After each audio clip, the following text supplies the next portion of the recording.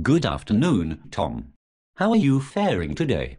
I am faring quite well today, thank you, General Washington.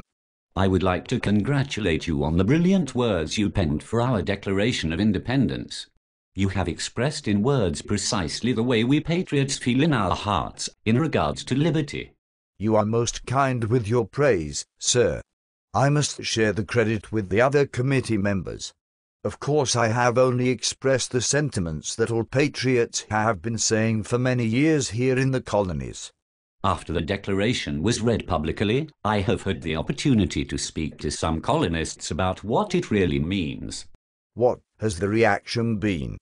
Oh, many are in favor. And I must say, the way that you have written the language makes it very clear that the newly free and independent states mean to stand for liberty above all else. Certainly we do. Remember, our rights to life, liberty, and the pursuit of happiness are gifts from our Creator.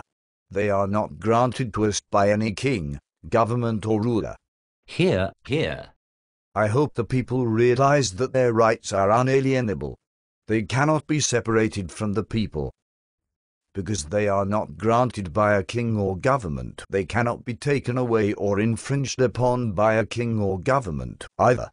The Declaration of Independence makes it very clear that our sole intention for instituting a government among the people here in America is to secure and protect our rights, and that the only power that the government has is derived from the people.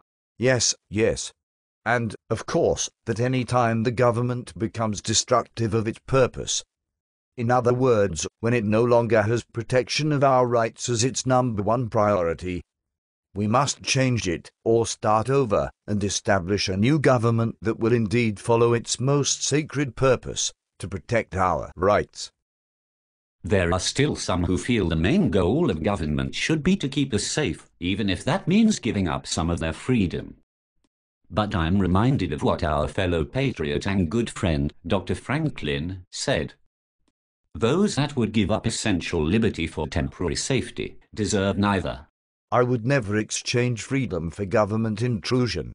The nature of government is to grow in power, which naturally limits individual liberty. Once the people have allowed government to infringe their rights in the name of some good intention, they will regret it later when the government uses its power for other intentions. Ah, the law of unintended consequences. That is why we must be so vigilant about protecting our rights.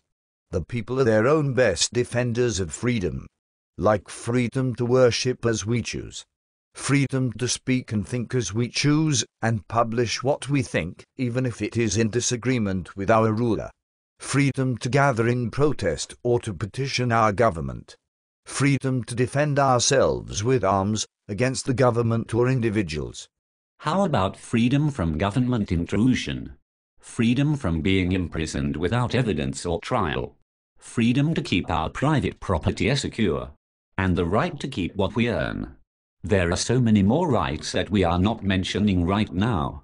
We have pledged our lives, our fortunes, and our sacred honor for our belief in these rights. Mr. Jefferson, we have done so because we are true patriots. By patriots, I mean those who defend the principles of liberty at all costs, not those who wave flags and defend the government even when it is wrong. We must stand for freedom, General Washington, or we will be resigned to live in tyranny.